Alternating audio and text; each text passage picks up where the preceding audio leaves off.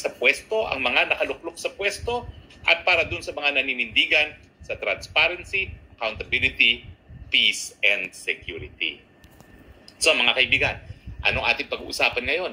Abay, lumabas na ang totoo! Ang totoo po, magsasani puwersa na ang Dilawan, Pinklawan, at ang Pulahan Marcos administration. Sani Pwede ba puwersa? sinabi ko sa inyo yan? Grabe. Ang susi ng lahat dyan, si Lisa Araneta Marcos. Oo. Dahil si Lisa Araneta Marcos ay matalik na kaibigan at dating law partner ni Jojo Ochoa na naging executive secretary ni Noynoy Aquino. Napakatagal po nila naging law partner. So talagang mahirap po maghiwalay yan. At talaga pong nagkahiwalay sila noong 2016 dahil nga nagkaroon ng protesta si BBM laban kay Lenny at syempre pinanigan ni Jojo Ochoa itong si Lenny. Pero nagkabati nga po. Kaya nga po, doon sa gabinete, yung ano ba tawag doon, kapatid ng misis niya ni Jojo Ochoa ay si Acuzar na ginawang housing czar. O di ba ho, nakapagtataka no, na talagang nasa kabilang kampo, isa sa pinakaunang na talagang kalihim. Tapos si Senator Itinalaga Ralph pala ni Recto, Lisa, ha? among others na natatalaga ngayon sa gabinete. So, malinaw na po ang kanilang plano. Magsasalip puwersa, Dilawan, Pinklawan at Marcos administration laban sa mga Duterte. Sagot siyempre ito doon sa sinabi ng nanay ni VP Sara na 3 Duterte ang tatakbo. Siyempre, nayanig po silang lahat. Takot Ang pala balita talaga po sa dyan Duterte. Sa Malacanang, sa politikal, gabi-gabi sila nagbi-meeting dahil talaga hindi nila maintindihan kung anong gagawin na ngayong 3 Duterte ang tatakbo sa Senado. Ano ba ibig sabihin kasi ng 3 Duterte? Tanggapin natin, magpaplano po sila na i-impeach itong si Inday Sara matapos siguro itong kanilang gusto mangyari na mag-charter change. Inuuna lang nila yung charter change. Walang kaduda-duda, saka marami numero. Pero sa Senado, ibang usapan yan. Meron pong 12 na maiiwan dyan. Yung 12 yon, napakadami namang kinampanya ni Inday Sara nung huling eleksyon. Nandyan pa yung bloke ng ni Zubiri. 7 po sila, 5 lang maiiwan. So 5 na yan. Meron pa tayong 3 PDP dyan. 8 na, no? So, tapos, kung magkakaroon pa ng 3 Duterte, di 11 na. Wala na po silang numero para tanggalin si Inday Sara Duterte bilang Vice President. So, tuloy-tuloy na talaga ang bakbakan hanggang 2028 pag-eleksyon na. Now, paano naman nangyari na yung talagang mga nagsalita ng mga matitindi laban kay PBBM, sila pa ngayon ang makikipagkampihan kay PBBM. Yan pong nagpapakita na bagamat ang mga Pinklawan at Dilawan, mga self-righteous po yan. Parang sila lang yung mga magagaling. Parang sila lang yung mga may kakayahan maglingkod. Parang sila lang yung mga malinis. Akala nila sila lang. Yan, na wala silang mga prinsipyo. Talagang gamitan lang ang kanilang politiko. Correct. Ang politika. Dahil kung meron silang prinsipyo, naku, paano naman nila malulunok yung mga bato nila kay PBBM? Kurakot, takapaglabag ng karapatang pantao, walang college degree, walang kakayahan. Tapos ngayon, magpapataas sila ng kamay sa eleksyon dahil alam nila na administration ngayon si PBBM, may pera at may organisasyon para mapanalo sila. Nagpapakita po yan na talagang handa sila na baliwalain ang kanilang mga paniniwala, ang kanilang mga paninindigan kung meron man, para lang po maluklok sa pwesto. Sa tingin ko po, nakakasuka yung mangyayaring yan. Nakakasuka po talaga yan. Parang, exactly. Wow, demonyo sa PBBM, pero sa pagnanasa nila na makabalik nagiging sa pwesto, anghel. lulukin nila lahat ng mga sinabi nila kay PBBM, makabalik lang sa pwesto. Correct. Ang tawag po dyan, gahaman sa kapangyarihan. Correct. At paano naman po ang PBBM administration? Abay, ganun din. Kung gano'n nila kinasuklaman yung mga Dilawan at Pinklawan na nagpaalis sa kanilang pamilya nung EDSA, dahil nga alam nila na may banta sa mga Duterte, dahil mga Duterte kinu-question ngayon ang kakayahan ni PBBM na magpatuloy bilang isang presidente, kakalimutan na po nila lahat ng mga masasamang sinabi sa kanila ng Pinklawan at Dilawan at makikipag-isa sila. Ibig sabihin, pare-pareho silang mga oportunista, pare-pareho silang mga walang paninindigan, pare-pareho silang mga prinsipyo, magsama-sama kayong lahat. Mga Sa tingin nyo, opportunista. babantayan sa Duterte? Hindi po. Kapag sila nagsama-sama, alam na ng taong bayan, nako, wala kayong mga mabuting gagawin. Puro kayo, gahaman lang sa kapangyarihan. Kaya lalong lalakas kung sino man ang sumama sa mga Duterte. Correct. Di ba? Alam ko naman, ang siguradong mananalo, yung 3 Duterte at saka yung 3 PDP, 6. 12 lang naman po ang hahalal natin. Di ba? So kalahati ng 12, manggagaling na sa kampo ng mga Duterte. Pero sa lakas po ng ticket ng mga Duterte na yan, meron pa po sigurong 2 hanggang 3 na mga bagitong pangalan na po pwedeng makapasok dyan. So posible po hindi lang 6 ang makukuha ng Duterte, kundi ka hanggang 9. Kapag natuloy po ang plano na talagang sila ay tatakbo. Bakit naman po ihahalal ng taong bayan ang mga Duterte at ang kanilang mga kaalyado? Well, yun nga po nakita natin ang diferensya ng presidente na Duterte at Marcos. Correct. Sa Duterte, tahimik ang mga komunidad, halos na wala ang banta ng droga. Ngayon, ang gulo-gulo ng mga komunidad, ang daming patayan, ang daming krimen, balik na naman ang droga. Correct. Noong panahon ng Duterte, darling economy ang Pilipinas, ang ayon sa Moody. Noong panahon ni Marcos, the worst underperforming economy. Yeah, Noong tama. panahon ni Duterte, napakalakas ng piso. Noong panahon ni Marcos, Bagsak napakahina ng piso. ng piso. Noong panahon ni Duterte, merong pagkagutom, pero hindi ganun katindi. Exactly. Noong panahon ni Marcos, pinakamatindi ang pagkagutom sa kasaysayan ng ating bayan. Oh my gosh. Noong panahon ni Duterte, minumura at hinahamon at sasabing papatayan ng mga hoarders ng mga bigas.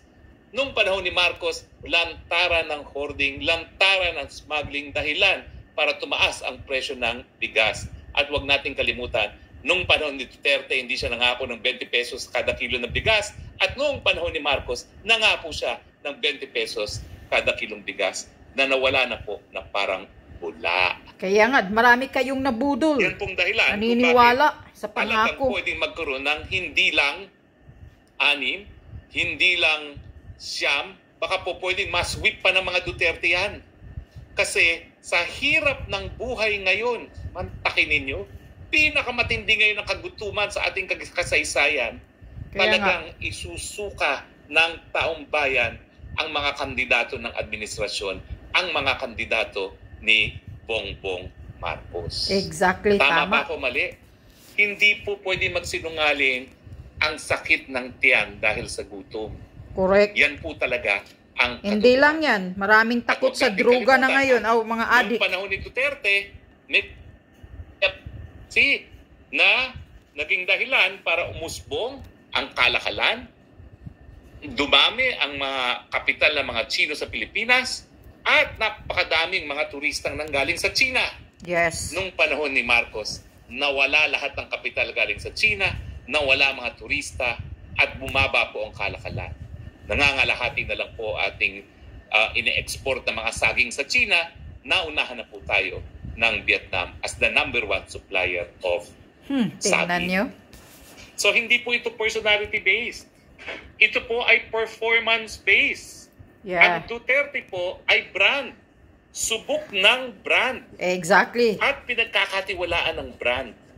Ang Marcos, bagamat binigyan po ng pangalawang pagkakataon, sa kasaysayan, dahil nga po sinipa na nung unang Marcos Sr., nabigo po ang tao. Dahil alam nila, nabudol sila. Yeah. Alam nyo, magpapasurvey po ako. Ang tanong, kung po pwedeng mag-eleksyon muli at tatakbo si Bongbong Marcos, iboboto mo ba siya uli? Jesus. Ibig sabihin, feeling mo ba nabudol ka? Sa tingin ko po, overwhelming ng mga Pilipino ay magsasabi, opo, nabudol ako. Well, Correct. wag na po kayo mag-alala dahil natapos na ang 2 taon. Malapit na po maghusga ang taong bayan. Dahil ang issue ngayon ay yung estado ng pag-iisip ng presidente. Nasa tama ba siyang pag-iisip? Dahil ang mga taong nasa tamang pag-iisip, ayaw ang gyera, mas ninanais ang kapayapaan, na hindi po nangyayari ngayon sa sigilod natin sa China. Lahat po ng mga nasa tamang isipan, hindi po makikipaggera, lalo-lalo na kung wala tayong kapag-asa na manaig sa gerang iyan. Ano po ang inyong mga Pero si BBM walang panindigan. Kababayan, tignan po natin ang inyong mga komento. Nagsanib pwersa ang mga demonyo. Sino mauuna? Si Lorna Emen, si Tililing. Nag-aw-aw na naman. Ayaw nila tigilan ng Duterte. Naku, walang mananalo. Basta Duterte pati ng mahal. Ayan. Ano? Takot pala talaga kayo. Marcos Jr., nilunok mo na ang mga paninira noon, ang mga sinisigaw noon ng mga dilawan, at yung pagpapatalsik ng mga dilawan sa inyo noon. Nilunok mo na, Marcos Jr. Tsaka kayo mga dilawan, nilulok nyo na rin. Kung ano man yung mga ayaw ninyo sa Marcos magnanakaw, diktador, nilunok nyo na rin. Kasi gahaman kayo sa posisyon, gusto nyo lang makabalik. Parang akala ninyo kayo lang ang may karapatan, kayo lang ang tao ng Pilipinas na pwedeng ihalal dilawan at pinklawan. Mas lalong nasusuka ang taong bayan sa inyo. Siguradong inodoro kayong lahat. Lalo na ngayon na marami na ang galit sa Marcos administration. Tapos makiisa pa kayo sa Marcos administration. Sabay-sabay kayong ililibing sa putika namin.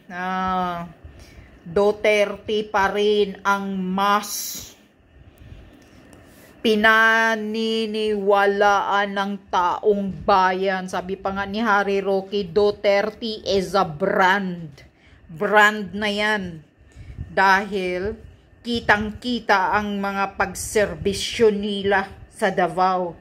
Kahit yung nagiging presidente si PRRD noon, maayos ang pagpapatakbo sa Pilipinas. Hindi na natin isa-isahin ang details.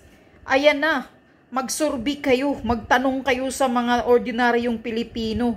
Sila na mismo ang magsabi ng katotohanan. Yung survey doon sa mga chuper, mga driver, mga jeepney driver, mas maganda daw bumalik ang mga Duterte. Dahil nakakatakot na ngayon, lantaran na ang mga drug addict sa kalsada. Ang mga matitinong tao ang natatakot ng lumabas ng bahay. Marami ng mga snatcher, hold-upper, magnanakaw. Hindi ba yan nakakatakot? Sobra ang kriminalidad under Marcos administration. Dahil nga, walang biyag balls si Bangag. Puro lang salita-salita sa hangin, walang yagballs. Kaya hindi takot ang mga kriminal, pati din ang mga pulis.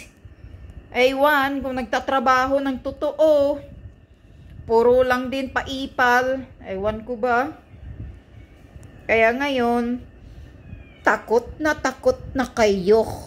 Lagi na lang daw kayo nagmi-meeting, sabi ni Harry Roque. Bakit? Sino ang hari ninyo? Si Lisa Butod, Lisa Satanas? Yan ang hari ninyo. Number 1, diktador. Taga-utos. Commanding officer ni Bangag, si Lisa Butod. Si Bangag din, laging bangag. Sunod-sunuran. Dahil walang bayag. Yan ba ang gustong ninyong presidente na magpapatuloy ng 6 na taon? Sus ko po. 2 taon pa lang, bagsak na ang economy ng Pilipinas. Dami nang gumagapang sa hirap. Marami nang walang trabaho. Oh my gosh. Yan ba? Magpapatuloy ng 6 years? Sus, kung siguro yung pandemic, the time tumama ngayon sa panahon ng Marcos Bangag, siguradong maraming, ewan ko lang, dami sigurong namamatay. Yung iba namamatay sa gutom. Hindi namamatay sa sa COVID, sa virus, kundi namamatay sa gutom. Ngayon nga walang pandemic, marami na yung gumagapang sa hirap na hindi na makakain ng 3 beses isang araw. Lalo pa kaya kung may pandemic. Hindi sila makalabas para magtrabaho. So, maraming mamamatay sa gutom. Kaya, pagpatuloy nyo pa ba? Hindi pa ba kayo handa na hilain tong hinayupak na ito? Diyos ko po, patagalin nyo pa. Mas lalo kayong maghihirap. Lalo kayong mamamatay sa gutom, sa hirap. Tandaan nyo yan. Kaya magdesisyon na kayo, mga taong bayan.